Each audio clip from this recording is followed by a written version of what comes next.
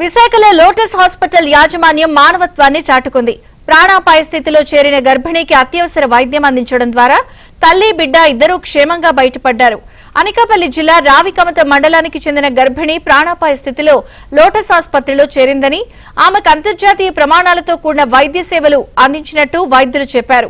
ఎంతో శ్రమించి తల్లి ఇద్దరు బిడ్డలను కాపాడినట్టు డాక్టర్లు చెప్పారు. ప్రాణాపాయ స్థితిలో ఉన్నప్పటికీ గర్భిణిని రక్షించాలి అనే ఆలోచనతోనే ట్రీట్మెంట్ కొనసాగించినట్టు తెలిపారు.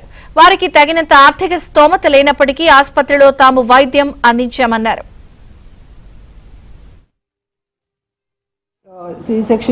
సిజేరియన్ సెక్షన్ చేసాం పేషెంట్ కి అండర్ జనరల్ అనెస్థీషియా. ఆ తర్వాత వెంటిలేటర్ మీద తను ఒక 4-5 days ఉంది. with our critical medical team and our anesthesia team and our with support. Baby was delivered preterm at 30 weeks of pregnancy. She admitted twin pregnancy. Tanaki baby weight one baby is 1.6 kgs, another baby is 1.4 kg baby. Then delivery అయిన తర్వాత కూడా patient is in critical condition. 4 to 5 days he was on ventilator. Mother ki చాలా problems వచ్చాయి యాంటీనేటల్గా. Madam సింపుల్గా చెప్పారు, కానీ మదర్కి యూజువల్గా కొన్నిసార్లు ఈ ప్రెగ్నెన్సీలో బీపీ పెరిగిపోతుంది అండ్ ప్లేట్లెట్స్ తగ్గిపోతాయి. దాన్ని హెల్ప్ సిండ్రోమ్ అంటారు.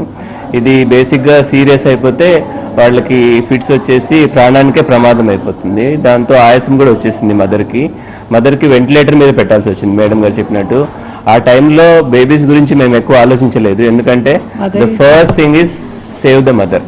అండ్ దెన్ ఈ కేసులో ఏమంటే అంత మదర్ క్రిటికల్గా ఉండి వెంటిలేటర్ మీద కూడా వెళ్ళినా కూడా మా గైనకాలజిస్టులు చాలా క్రిటికల్ కేర్ డాక్టర్స్తో కలిసి actually we could save the mother and also deliver the babies safely.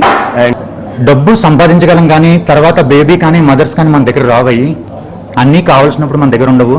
So దాన్ని చాలా టేక్ ఇట్ ఛాలెంజ్గా తీసుకుని మేనేజ్మెంట్కి ఫర్దర్గా ఎస్కలేట్ చేసి దాన్ని డోనర్ని ఎస్కలేట్ చేసి మేనేజ్మెంట్ సైడ్ నుంచి సో అందరి దగ్గర ఫైనాన్షియల్ సపోర్ట్ తీసుకుని ఈ బేబీస్ని కానీ మదర్ని కానీ తండ్రి చేతిలో పెట్టాము. చాలా హ్యాపీగా ఉందండి.